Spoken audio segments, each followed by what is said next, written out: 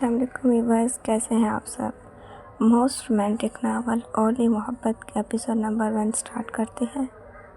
پورے لان میں شور ہنگامہ اور ایک طوفان بدتمیزی سا برپا تھا۔ لان کے درمیان نیٹ لگا کر بیڈمنٹن کھیلا جا رہا تھا۔ ایک جانب ملک کامران سراج کا 21 سالہ لاڈلا پوتا ملک تابش سراج تھا، جبکہ نیٹ کی دوسری جانب مومنہ اور سارہ تھی، جو اب تک بڑی مہارت سے تابش کا مقابلہ کر رہی تھی۔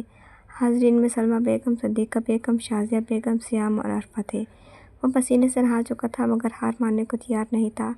18 سالہ سارہ اور 12 سالہ مومی بھی تو ہار ماننے کو تیار نہیں تھیں۔ ان کے کہکے پورے لان میں گونج رہے تھے۔ سلمیٰ بیگم انتہائی محبت سے اپنی اکلوتے لختے جگر مومنہ کو مہارت سے کھیلتے دیکھ رہی تھی، جسے یہ گیم تابش نے بڑی محنت سے سکھائی تھی۔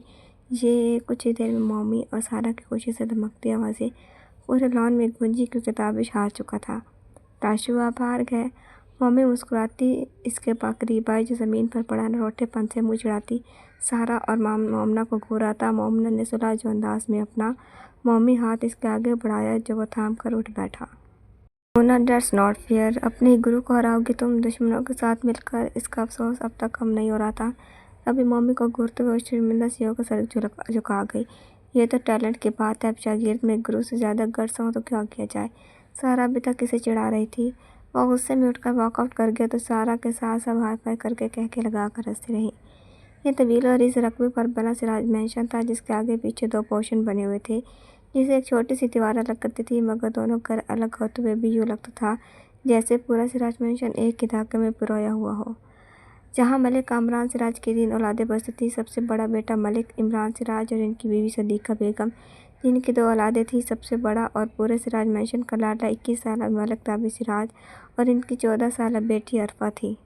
دوسرے پورشن میں ملک فیضان سراج اور ان کی بیگم شازیہ، جن کے ہاں بھی 2 اولادیں تھیں، 18 سالہ سارہ اور 16 سالہ بیٹا سیام تھی۔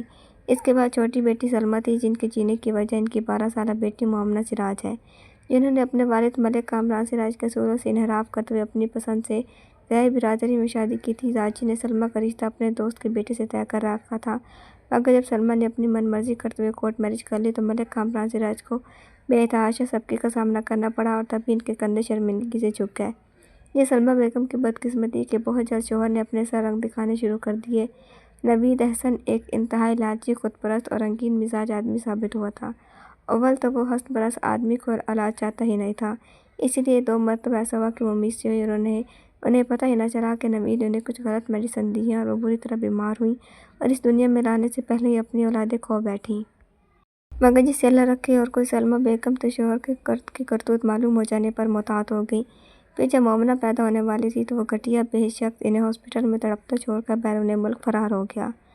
تب سلمیٰ کے دونوں بھائی ہی تھے جو داجی کی ناراضگی کے باوجود بہن کو سہارا دینے کو آگے بڑھے۔ نہ صرف انہیں سہارا دیا بلکہ انہیں اپنے ساتھ سراج مینشن واپس لے آئے۔ ان کا بے تحاشا خیال رکھا بھابھیاں بھی بے حد سلجھی ہوئی تھیں، جنہوں نے سلمیٰ بیگم کو کوئی طعنہ تشنہ دینے کی بجائے ہر ممکن سے ان کا خیال رکھا تھا۔ ان کی گود میں موجود گھنگھرالے بالوں اور براؤن آنکھیں والی ننھی سی گڑیا برقی جان تھی، جو اب 12 سال کی ہو چکی تھی۔ سلمیٰ بیگم نے لاکھ کوشش کی مگر اب تک داجی نے معاف نہیں کر پائے تھے، تب بھی ان سے کبھی ہم کلام نہیں ہوئے تھے۔ ہاں، مومی میں داجی کی جان ضرور اٹکی ہوئی تھی۔ دونوں پورشن الگ تھے مگر وہ سب ہر وقت ایک ساتھ رہتے تھے۔ سلمیٰ اور مومنہ عمران سراج والے پورشن میں ہی رہتی تھیں۔ انہوں نے لاکھ چاہا کہ سلمیٰ ان کے پاس رہے مگر عمران سراج مان کر ہی نہیں دیے۔ دونوں بھائیوں کا سامان کی لوڈنگ کا کاروبار تھا۔ ان کے اپنے ٹرالر اور کرینز تھے، جن سے بھاری مشینری ایک شہر سے دوسرے شہر لے جائی جاتی تھی۔ گھر میں بے حد خوشحالی تھی مگر اپنی کار صرف 2 ہی تھیں، جو ابھی عمران اور فیضان کے زیر استعمال تھیں۔ سب بچے ایک ساتھ کھیلتے کودتے بڑے ہوئے تھے اور بڑھتی عمر کے ساتھ ساتھ تابش سراج کی اپنی کزن سارہ میں دلچسپی بڑھتی جا رہی تھی، جو کہ تقریباً سبھی نوٹ کر چکے تھے۔ تب بھی داجی نے سارہ اور تابش کا تب نکاح کر دیا جب سارہ میٹرک میں تھی۔ اسے آگے بڑھنے کی اجازت اسی نکاح کی شرط پر دی گئی تھی اور اب سارہ گرلز کالج میں FSC میں اپنے کالج میں ٹاپ کر چکی تھی۔ تابش بے تحاشا خوش تھا کہ منچاہی جیون ساتھی کو اپنا بنا چکا تھا۔ اسے اور کیا چاہیے تھا؟ وہ سارہ کے کافی لاڈ اٹھاتا تھا، اس کی ہر ڈیمانڈ پوری ہوتی اور اکثر ان ڈیمانڈز میں وہ باتیں بھی شامل ہوتی جو داجی کے اصولوں کے خلاف ہوتی تھیں۔ مگر یہ ملک تابش سراج تھا، ان کا لاڈلا پوتا، جو اسے ہر بات منوانا جانتا تھا۔ زندگی اپنے ڈگر پر یوں ہی رواں دواں تھی۔ کون جانتا تھا اس پرسکون زندگی کے موسم میں کون سے طوفان اٹھنا باقی تھے۔ سارہ اپنے گرلز کالج سے نکل کر اب اپنے روٹ کی جانب مڑی تھی۔ جب ایک گاڑی کے پہیے اس کے بے حد قریب چرچرائے تو وہ بے تحاشا چونکی، مگر کار میں موجود اس شخص کو دیکھ کر اس کے لبوں کو ہلکی سی شرمیلی سی مسکان نے چھوا۔ وہ مسکراتے اس کے اشارہ کرنے پر آ کر کار میں بیٹھ گئی۔ مجھے یوں بالکل اچھا نہیں لگتا، آپ کو کتنی مرتبہ کہا ہے میں ایسے نہیں مل سکتی آپ سے۔ سارا نے پہلو بدل کر فرحت کاظمی سے کہا جو ہونٹوں پر گہری مسکان سجائے اسے ہی نہارنے میں مصروف تھا۔ میں یہی تو کہنے آیا ہوں کہ رزلٹ کے بعد اس کالج سے تو جان چھوٹ ہی گئی ہے۔ اب تھرڈ ایئر میں یونی میں آؤ یار، فرسٹ ڈویژن میں پاس ہوئی ہو، معمولی بات تو نہیں۔ مجھے بھی ایسے روز روز سڑکوں پر ملنا اچھا نہیں لگتا، اور اگر تم نے اپنا ڈاکٹر بننے کا ڈریم پورا کرنا ہی ہے تو اپنے خاندان کے تمام دقیانوسی تصورات کو پیچھے چھوڑ کر میرے ساتھ آگے بڑھنا ہوگا۔ تمہیں یونی آنا ہوگا، نہیں تو دوسرا آپشن تو ہمیشہ موجود ہی ہے ہمارے پاس۔ فرحت کاظمی نے ضدی لہجے میں کہا۔ سارا نے بری طرح اپنی انگلیاں چرخائیں۔ تاجی کبھی بھی نہیں مانیں گے، سارا نے بے چینی سے کہا۔ تو ملک تابش سراج کس مرض کی دوا ہے، اسے کہو تاجی کو منائے گا۔ جس سے نکاح ہے تم نے صرف اپنے مقاصد کے حصول کے لیے کیا ہے، اور مت بھولو سارا میں نے اپنے دل پر کیٹو جتنا پہاڑ رکھ کر تمہیں اس فضول بیکورڈ آدمی سے نکاح کی اجازت دی تھی تاکہ ہم بآسانی اپنا ہر مقصد پورا کر سکیں۔ تمہیں اس سراج مینشن سے بے دھڑک باہر نکلنے کی اجازت ہو، ٹرپس پر اسی وجہ سے میرے ساتھ جا پائے تم، اور خاص کر اس کالج میں ایڈمیشن ہوا تمہارا اس تابش کے ذریعے۔ بھی اسے ہی بولو کہ تمہیں اجازت لے کر دے تاکہ ہم دونوں اکٹھے ایک ساتھ آگے اپنی منزل کی جانب بڑھیں۔ فرحت کے لہجے میں اندیکھی آنچ حقارت سی تھی ملک تابش سراج کے ذکر پر۔ اوکے، میں جلد ہی کوشش کروں گی۔ نہیں تمہیں آج ہی کوشش کرنی، اگر نہیں تو سارا تم جانتی ہو میں نے مانچسٹر یونیورسٹی میں بھی اپلائی کیا ہوا ہے، وہاں سے پازیٹیو رسپانس ملنے پر تم جانتی ہو نا، تو میں نے پرومس کیا ہوا ہے کہ سب کچھ پیچھے چھوڑ کر تم میرے ساتھ چلو گی۔ فرحت نے اس کا سرد سا ہاتھ تھام کر ایک امید بھری نگاہ اس پر ڈالی تو سارا نے بے اختیاری نظر نگاہیں چرا لیں۔ نہیں، فی الحال میں آج کوشش کروں گی کہ تاجی تابش کے کہنے پر مان جائے۔ فرحت ہم ٹھیک تو کر رہے ہیں نا، میرا ضمیر مجھے ہر وقت ملامت کرتا رہتا ہے کہ میں بے قصور انسان کو محض اپنے مقاصد کے حصول کے لیے استعمال کر رہی ہوں۔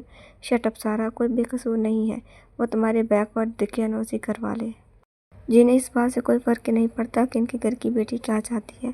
آخر اس کی اپنی مرضی کیا ہے، بس بیٹوں کی فکر ہے۔ اس تابش کو تو بڑا ایم بی اے کرنے کے لیے یونی میں بھیج رکھا ہے، فضول مت سوچو اور اپنی منزل پر کنسنٹریٹ کرو۔ فرحت نے اسے بری طرح جھڑکا۔ اوکے، مجھے جانا ہوگا، سارا نے کہتے اس کی کوئی بھی بات سنے بغیر گاڑی سے نیچے اتر آئی۔ اب اسے بس بیٹھ کر سراج مینشن پہنچنا تھا۔ وہ پاؤں جلاتی تاشو کے روم تک آئی تھی، آ کر دروازے پر ہلکی دستک دے کر اندر داخل ہوئی۔ وہ جو کرکٹ کٹ میں کہیں باہر جانے کو باہر بالکل تیار کھڑا تھا، بزی سا بالوں میں برش کرتا آئینے میں مس مومی کو دیکھا جس کے چہرے کے زاویے بگڑ رہے تھے، جو یقیناً سلمیٰ بیگم اسے ڈانٹ پھٹکار سن کر اس کے پاس آئی تھی۔ تابش کو ہنسی آئی مگر ضبط کر گیا کہ اگر ہنس پڑتا تو یقیناً مومی کا پوپو گھنٹے بھر کے لیے سٹارٹ ہو جاتا، جو وہ سننے کے موڈ میں ہرگز نہیں تھا۔ وٹ ہیپنڈ مونا، کیا ہوا مومی ڈول کو؟ تابش نے اسے پیار سے پچکارا۔ وہ تب سے صوفے پر گرنے کے انداز میں بیٹھی، گرین فراک پہنے، کرلی بال دو کونے میں مکید تھے، بیٹھ کر وہ گندے گندے منہ بنانے لگی۔ تاشو مما کے ساتھ کیا پرابلم ہے؟ صرف اتنا ہی تو پوچھا تھا، میرے پاپا کدھر ہیں؟ مجھے ہوم ورک میں ان پر سے خود سے ایسے مضمون لکھنا ہے، تو مجھے ان کے بارے میں معلوم ہوگا تو میں لکھوں گی نا۔ میں نے تو انہیں دیکھا بھی نہیں، انسلٹ کر کے مجھے نکال دیا روم سے۔ وہ رونے سے شکل بنا کر اپنی خاطرداری کی ڈیٹیلز بتانے لگی۔ تابش نے سنجیدگی سے اسے دیکھا، اسے دل سے افسوس ہوا اور اپنی پھپھو کے لیے دکھ، جو مومنہ کی سوال کو لے کر جانے کتنے دوہرے عذاب سے گزری ہوں گی۔ ادھر آؤ میں لکھواؤں۔ تابش نے اپنی کٹ بیڈ پر رکھی اور اس کے پاس صوفے پر جا بیٹھا۔ وہ خود 9 سال کا تھا جب یہ چھوٹی سی گڑیا ان کے گھر آئی تھی۔ تابش، سارا اور باقی سب گھر والوں نے اس کا عرفہ سے بھی بڑھ کر خیال رکھا تھا۔ تابش اکثر اسے ہوم ورک کروایا کرتا تھا، کبھی مومنہ عرفہ کو سارا پڑھایا کرتی تھی، کبھی تابش۔ ہر کھیل کود میں وہ سب ساتھ ہی رہے تھے، اور بیڈمنٹن میں بھی تابش نے ہی مونا کو سکھایا تھا۔ مومنہ عرفہ کا دیکھا دیکھی سے تاشو ہی کہتی تھی، اب بھی وہ کافی خوبصورتی سے اسے مضمون لکھوا چکا تھا۔ اوہ، یہ تو اتنا ایزی تھا تاشو، وہ سکون سے بولی۔ ہاں ایزی تو تھا، یہ تمہارے میگی نوڈلز کو سلجھانے جتنا ایزی تھا۔ تابش نے ہمیشہ کی طرح اس کی پونی کھینچ کر اس کے کرلی بالوں کا میگی نوڈلز کہا۔ ایک تو کرلی، اوپر سے اتنے گھنے کہ جنہیں سلجھاتے ہوئے سلمیٰ بیگم اکتا جاتی تھیں۔ حسب معمول مومی بری طرح چڑ گئی۔ تاشو، آپ کے سر پر ہی ہوں گے میگی نوڈلز، خبردار جو میری ہیئرز کو کچھ کہا۔ اس نے چھوٹی سی فنگر اٹھا کر وارننگ دی تو تابش قہقہ لگا کر ہنس پڑا۔ تبھی سارا ہلکی سی دستک دے کر روم میں داخل ہوئی تھی۔ تابش کا چہرہ کھل گیا تھا۔ سارا اندر داخل ہو گئی۔ مونا، جاؤ عرفہ کے پاس بیٹھ کر اپنا ہوم ورک کمپلیٹ کرو، میں بھی آ کر باقی کا چیک کروں گا، اگر مسٹیکس ہوئی تو یہ تمہارے میگی نوڈلز پکا کر کھاؤں گا۔ اس نے اسے ذرا خود پر سنجیدگی طاری کرتے کہا، مگر سامنے بھی دی گریٹ نوڈل گرل تھی۔ اوہ تاشو، ایسے کیوں نہیں کہتے کہ آپ کو سارا آپی سے باتیں کرنی ہیں؟ مومنہ مسکراتی اپنی نوٹ بک اٹھا کر وہاں سے رفو چکر ہوئی تھی۔ ملک تابش سراج گہرا مسکرایا اور پوری طرح اس کی جانب متوجہ ہوا، جو کنفیوز صوفے پر بیٹھی جانی کی سوچوں میں گم تھی۔ وہ تابش کے سامنے بیٹھی اپنی مدعا بیان کر کے اب اپنی بے چینی سے اپنی انگلی چرخا رہی تھی۔ مجھے نہیں پتا تاشو، مجھے ڈاکٹر بننا ہے، ہر قیمت پر یوں نہیں جانا ہے۔ آپ داجی کو منائیں کسی بھی صورت۔ ویسے کیوں ہے، کیوں مجھے آگے پڑھنے نہیں دینا چاہتے؟ ہم اپنی مرضی اپنی آزادی سے کوئی کام کیوں نہیں کر سکتے؟ داجی کیوں ہے اتنے بیکورڈ؟ سارا زبان سنبھال کر بات کرو پلیز۔ وہ جو مسکراتے اس کی فرمائش سن رہا تھا، اس کی آخری بات اور لہجہ کی بدتمیزی پر دنگ صاحب سنجیدگی سے اس کا بغور مطالعہ کرنے لگا کہ اس کے دماغ میں یہ سب باتیں آئی کہاں سے۔ یہ تابش کو سارا اپنی زبان تو نہیں بولتی سنائی دے رہی تھی۔ بات سارا، مجھے یہ سمجھ نہیں آتی، آخر تم خواتین کو آزادی کس چیز سے اور کس سے چاہیے؟ گھر کے تحفظ اور چار دیواری سے آزادی چاہیے کیا، یا وہ مرد جو تم لوگوں کو تحفظ فراہم کرتے ہیں، زمانے کے سرد و گرم سے بچاتے ہیں، کہ ان سے آزادی چاہیے؟ تم لوگ بھیڑ بکریاں تو نہیں جو تم لوگوں کو آزاد چھوڑ دیں، زمانے کی بھیڑیوں کے درمیان چھوڑ دیں؟ دوسری بات داجی، ایسا ہرگز نہیں چاہتے، بس وہ تو یہ چاہتے ہیں کہ ان کے آئندہ نسل میں سے اب کوئی سلمان نوید احسن نہ بنے، کوئی سرعام ان کی گھر کی عزت کو برباد کر کے چلتا نہ بنے۔ تابش نے اسے سمجھانا چاہا، مگر اسے کیا معلوم وہ بھینس کے آگے بین بجا رہا ہے۔ تو کیا اب جو سلمیٰ پھپھو نے کیا ضروری تو نہیں وہی کچھ باقی سب بھی کریں گی؟ تابش کی بات پر گڑبڑائی تو ضرور تھی، مگر پھر چور کی داڑھی میں تنکے کے مترادف پھنکار کر بولی تھی۔ تابش نے بے حد افسوسی سے دیکھا، مجھے افسوس ہے سارا میری ہر بات کے رائے جانے پر، اور افسوس کی اتنی ساری باتوں میں تم بس سلمیٰ پھپھو کی بات کو پکڑ کر اسے بھی منفی رخ کی جانب لے گئی۔ کوئی بات نہیں، تم فکر مت کرو، ہر بار کی طرح اس بار بھی میں تمہارے ساتھ ہوں اور تمہارا ساتھ دوں گا۔ رات تک تم ویٹ کرو، میں رات تک پوچھ کر بتا دوں گا۔ اب جاؤ تم اپنے روم میں، تابش نے سنجیدگی سے کہا، جس سے اسے اندازہ ہو گیا کہ وہ ناراضگی سے بولا تھا۔ بنم بنا تو بھوت ہے جہاں پرواہ کس کو ہے، مگر ابھی تو ضرورت کا وقت ہے، گدھے کو باپ بنایا جا سکتا ہے۔ Okay right, I'm sorry تاشو، اگر آپ کو برا لگا تو آئی ایم سوری، مگر آپ اچھے سے کرنا کہ یہ میری زندگی کا سب سے بڑا خواب ہے۔ اس نے کھوئے ہوئے لہجے سے کہا۔ اٹس اوکے، کوئی بات نہیں، تابش نے کہا۔ خاموش ہو گیا۔ سارا کے جانے کے بعد وہ کافی دیر تک غائب دماغ کسی جگہ دیکھتا رہا جہاں سے وہ ابھی اٹھ کر گئی تھی، پھر اپنے خیالات سے باہر آتے سر جھٹک کر اپنی کٹ اٹھا کر باہر نکل گیا۔ وہ بڑی توجہ سے چچی امی کے کہنے پر ان کے ہاتھ سے سیام کی تمام شرٹس لے کر اب اس کی الماری میں ترتیب سے رکھ رہی تھی۔ وہ پسینے میں نہایا، کوچنگ کے بعد کرکٹ کھیل کر سیدھا اپنے روم میں آیا۔ سامنے کسی کو اپنے الماری میں منہ دے پایا اس کے ہاتھ پر عرفا نے پیچھے مڑ کر دیکھا۔ تم یہاں کیا کر رہی ہو عرفا؟ سیام نے حیرت کی ملی جلی کیفیت سے لیے اس سے پوچھا۔ وہ کیا جانے، عرفا اکثر اس کے غیر موجودگی میں اکثر اس کے روم میں آیا کرتی تھی۔ کیوں؟ وہ یہ خود نہیں جانتی تھی ابھی۔ یہ چچی امی نے شرط دی تھی آپ کی الماری میں رکھ دوں تو یہی رکھنے آئی تھی سیام۔ سیام کو اس کا یوں نام لینے پر چونکا، حالانکہ وہ اسے کم ہی مخاطب کرتی تھی۔ سیام سائنس کے ساتھ میٹرک میں تھا اور عرفا 8th میں۔ اکثر وہ اسے اور مومی کو میتھس پڑھا دیا کرتا تھا۔ عرفا مجھے بھائی بولو، بڑا ہوں تم سے، سیام نے سنجیدگی سے کہا اور اپنا بیگ اور کٹ اپنی الماری میں رکھنے کے لیے آگے بڑھا، مگر اس نے اثر کم ہی لیا۔ مومی بھی تو آپ کو سیام ہی بولتی ہے، تو اس لیے میں نے بھی بول دیا، اس میں کون سی بڑی بات ہے؟ عرفا نے کندھے اچکا کر کہا تو سیام نے پیچھے مڑ کر اسے گھورا جو ڈریسنگ کے پاس پڑے گلدان میں جانے کیا تلاش کر رہی تھی۔ اس کے گھور کے دیکھنے پر رنگ برنگے منہ بنا کر وہاں سے کھسک ہی گئی۔ شام کا وقت تھا، موسم کافی خوشگوار تھا، سب نے لان میں بیٹھ کر شام کی چائے پی تھی۔ چائے بننے سے پہلے تابش داجی کے روم میں تھا۔ جب چائے پی گئی تو وہ دونوں باہر آ گئے۔ تابش نے باہر آ کر سب کو ایک خاص بات بتائی تھی جو اس نے سارا سے اسے چھپائی جانی تھی۔ سب کے چہرے خوشی سے کھل سے گئے تھے۔ سارا کو اس ہفتے بعد آنے والی برتھ ڈے پر ایک بہت بڑا سرپرائز ملنے والا تھا۔ سب سے ہلکا پیٹ تو مومی کا ہی تھا، اسی لیے تابش نے اسے خاص الخاص گھر کا تھا کہ اس نے اگر سارا کو کچھ بتایا تو اس کی خیر نہیں۔ مومی سارا کو چائے کے لیے بلانے آئی تھی۔ سارا کے روم کا ڈور آدھا کھلا تھا۔ اس کا چھوٹا سا ذہن سارا کی باتوں کو گہرائیوں کو سمجھ نہیں پا رہا تھا۔ وہ آگے بڑھی، سامنے بھی وہ بڑی کانفیڈنس سے باتوں میں لگی تھی۔ اسے پکا یقین ہو کہ اس وقت سب لان میں چائے کے لیے ہوتے ہیں، اس کے پاس بھی کوئی بھی نہیں آئے گا۔ فرحت پلیز سمجھنے کی کوشش کرو، میں نے بات کی ہے نا تابش سے، مجھے پورا یقین ہے کہ پازیٹیو رسپانس ہی ملے گا۔ میں بہت بہت زیادہ خوش ہوں کہ ماسٹر سے پازیٹیو رسپانس ملا، مگر اس سے پہلے ادھر ٹرائی کرنے میں کیا حرج ہے؟ میں رات تک تمہیں بتا دوں گی۔ سارا بات کرتے کرتے پیچھے مڑی تھی جب مومی کو خود سے حیرت سے تکتا پایا۔ وہ بری طرح بوکھلاہٹ کا شکار ہوئی تھی، تبھی موبائل ہاتھ سے چھوٹ کر کارپیٹ پر گرا تھا۔ یہ موبائل بھی تو تابش کی ہی مہربانی تھی، نہیں تو انہیں کہاں اجازت تھی یہ چونچلے پالنے کی؟ مومی وٹ دی ہیل، ایٹیکیٹس اور مینرز نام کی کوئی چیز ہے بھی نہیں کہ تم میں ڈور ناک نہیں کرنا تھا کیا؟ سارا نے اپنی بوکھلاہٹ چھپانے کو اسے بری طرح جھڑکا تو جو ہاک سے بنی سارا آپی کا یہ جلالی اور عجیب سا روپ دیکھ رہے تھے۔ I'm sorry سارا آپی، وہ ڈور کھلا تو میں اندر آ گئی، آپ کو چائے کے لیے بلانے آئی تھی۔ اس نے معصومیت سے کہا، مگر سامنے والی نے اس کے سوری کو بھی برخورت اعتنا ہی جانا تھا۔ اوکے تم جاؤ تو میں آتی ہوں ابھی، سارا نے رکھائی سے کہا۔ وہ منہ لٹکا کر واپس چلی گئی۔ سارا نے جلدی سے فون اٹھایا تو سامنے والا فون رکھ چکا تھا۔ وہ جی بھر کر بدمزہ ہوئی، اف، گھر والے کیا کم ہے جو ان باہر والوں نے بھی ناک میں دم کر رکھا ہے، اور بڑبڑاتی دوسرے پورشن کے لان میں آئی۔ سب بیٹھے خوش گپیوں میں مصروف تھے اور وہ سب کے درمیان بیٹھی بری طرح انگلیاں چٹکا رہی تھی، بار بار تابش کی جانب دیکھتی کہ ایک ہلکا سا اشارہ کر کے بتا دے کہ کیا بنا، مگر وہ تو جیسے جان بوجھ کر اسے اگنور کیے جا رہا تھا۔ تبھی مومی آ کر آہستگی سے اپنے ہونٹوں کو ہاتھ سے چھپا کر اس کے کان میں گھسی تھی۔ تاشو یو نو واٹ، سارا آپی کا موڈ پوری طرح آف ہے، آپ سارا آپی کی وہ بات بتا دو جلدی سے، ابھی مجھے اتنا زیادہ والا ڈانٹا تھا انہوں نے، مومی نے اس کے کان میں کہا تو تابش نے غصے سے گھورا۔ مونا، مجھ سے ڈانٹ نہ کھا لینا، جاؤ اندر جا کر ہوم ورک کمپلیٹ کرو، میں ابھی چیک کرنے آتا ہوں، تابش نے اس کی پونی کھینچ کر غصے سے کہا تو وہ غصے سے واک آؤٹ ہی کر گئی۔ تمام خواتین کچن میں ڈنر کی تیاری کرنے کے لیے چلی گئیں۔ داجی عمران اور فیضان بھی داجی کے کمرے میں گئے تو سارا بے چینی سے تابش کے پاس آئی جو کھسکنے کا ارادہ رکھتا تھا، مگر اس سے پہلے ہی سارا اس کے سر پر سوار تھی۔ تابش، میں کب سے دیکھ رہی ہوں آپ مجھے اگنور کریں، آخر بتا کیوں نہیں دیتے کہ کیا کہا داجی نے، سارا نے جھنجھلا کر کہا۔ وہ پکا سا منہ بنا کر سارا کی جانب پلٹا۔